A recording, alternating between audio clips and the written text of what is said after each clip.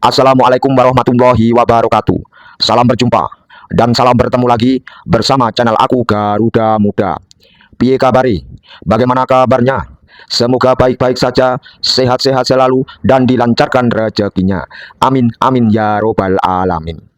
Jangan Anda lupakan, jangan Anda lewatkan, tapi Anda harus menyaksikan untuk nanti malam, tepatnya jam 8.30 atau jam setengah 9 malam akan tersaji pertandingan duel maut, pertandingan yang sangat-sangat krusial, pertandingan hidup dan mati, pertandingan penuh pertaruhan, pertandingan penting dan pertandingan penentu antara tim nasional Indonesia versus tim nasional China di lanjutan putaran ketiga kualifikasi Piala Dunia, bos.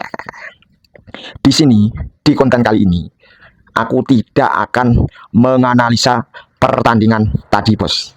Pertandingan yang akan segera diselenggarakan nanti malam. Karena analisa lagi ngambek. Soalnya tidak kebagian tiket pertandingan tim nasional Indonesia versus tim nasional Cina. Yang kedua, saya tidak memprediksi nama-nama pemain siapakah yang akan menjadi starter di tim nasional Indonesia versus tim nasional Cina. Karena itu adalah keputusan pelatih, yaitu Patrick Kluivert.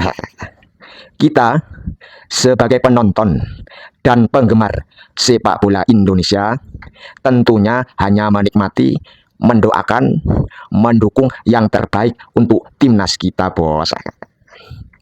Dan yang ketiga, kira-kira siapa yang akan menang dan siapa yang akan kalah?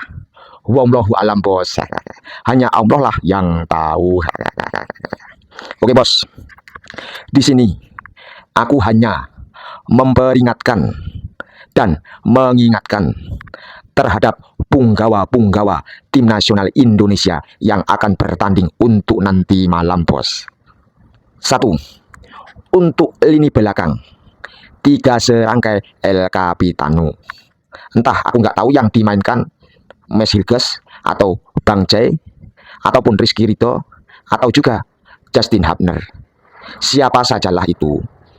Kalau kalian bertahan dan kalian menyerang, tolong jangan sekali-kali tinggalkan posisi kalian untuk pertandingan nanti malam. Karena apa, bos? Seperti yang sudah terjadi, bos. Gol-gol yang bersarang di timnas kita gara-gara pada saat menyerang salah satu 3 serangkai palang pintu El Capitano kita secara tidak sadar maju ikut menyerang, dan endingnya bola terlebut lawan, terus lawan melakukan counter attack. Disitulah, bos, back yang maju tadi terlambat kembali ke posisi semula, dan itu menciptakan peluang sehingga terjadi gol ke gawang kita, bos. Oke, yang kedua, bos, tetap di lini belakang. Aku mengingatkan, jangan sekali-kali melakukan blunder dalam passing, dalam mengumpan yang tidak akurat, bos. Sudah beberapa kali gol yang tercipta di gawang kita hanya karena blunder dalam mengumpan yang tidak akurat, bos. Bukan karena kehebatan lawan, bos, tapi hanya karena kesalahan sendiri. Oke. Yang ketiga, tetap di lini belakang, bos. Jangan sekali-kali melakukan tindakan bodoh seperti melakukan pelanggaran-pelanggaran yang tidak perlu di area pertahanan kita, bos. Jika kalian melanggar, misalnya di dalam kotak penalti, terus lawan mendapatkan tendangan penalti, wah, hancur lebur sudah, bos, mimpi kita, bos.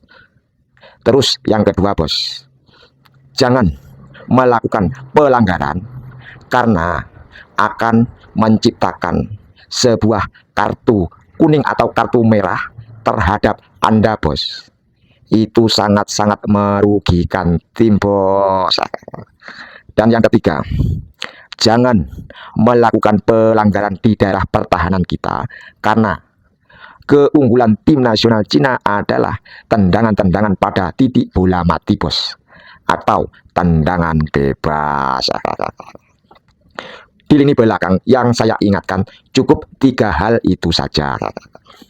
Untuk di gelandang tengah atau disebut playmaker, kemungkinan yang dimainkan adalah Joe Pelupesi dan Tom Haye sebagai profesor serangan. Untuk Tom Haye, bekerjalah keras, bekerjalah sekreatif mungkin, sebisa mungkin untuk menciptakan umpan-umpan terobosan kepada pemain-pemain penyerang kita agar terciptalah gol keunggulan, bos. Untuk Joe Pelupesi, potong serangan lawan sebelum lawan memasuki jantung pertahanan kita dengan segala cara, dengan daya apapun. Yang penting jangan melakukan pelanggaran. Untuk di lini gelandang serang, bos, dan gelandang bertahan, yaitu kemungkinan yang dimainkan kedua Kelvin Dick di gelandang kanan, Kelvin Verdong di gelandang kiri. Untuk kalian harus berlari sekencang mungkin untuk nanti malam, bos, ketika menyerang maupun bertahan. Ketika menyerang, sisir di sisi samping lawan, terus langsung saja umpan ke tengah, ke bagian pemain-pemain depan kita. Untuk bertahan, jangan sampean kalah lari dari sayap-sayap tim nasional Cina, bos. Jangan larinya seperti dibonceng di belakang, ngintil begitu, bos. Harus kalian potong serangan dari samping tim nasional Cina, bos. Karena keunggulan tim nasional Cina salah satunya adalah kecepatan sayap-sayapnya.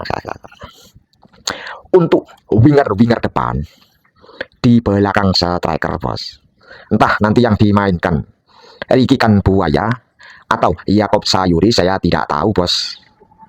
Kemungkinan juga Vano, dan kemungkinan bisa juga Yance Sayuri atau Rafael Strike.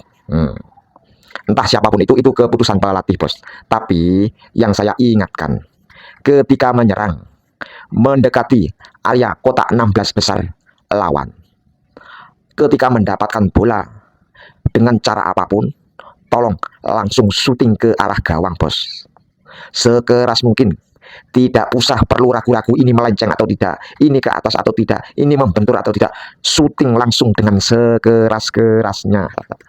Karena kiper tim nasional Cina Fang Delay itu, bos, gol-gol yang tercipta di gawang tim nasional Cina rata-rata tendangan dari jarak jauh, bos, dari luar titik 16 besar. Oke, tinggal satu lagi, bos, untuk striker ujung tombak, yaitu si Ole Romeni. Tolong Bang Ole, sekali saja Anda mendapatkan peluang, ciptakan gol, Bang Ole. Jangan sekali-kali membuang-buang kesempatan. Langsung pokok intinya ciptakan gol demi kemenangan. Oke, bos, itulah peringatan dan pesan-pesanku terhadap punggawa-punggawa tim nasional Indonesia yang akan melakoni pertandingan penting nanti malam, bos. Oke, cukup sekian saja. Kita tunggu saja apa yang terjadi nanti malam. Semoga kabar-kabar positif, kabar-kabar kemenangan Dewi Fortuna menyelimuti timnas Garuda Indonesia. Terima kasih, salam bertemu lagi dan salam berjumpa lagi. Salam olahraga.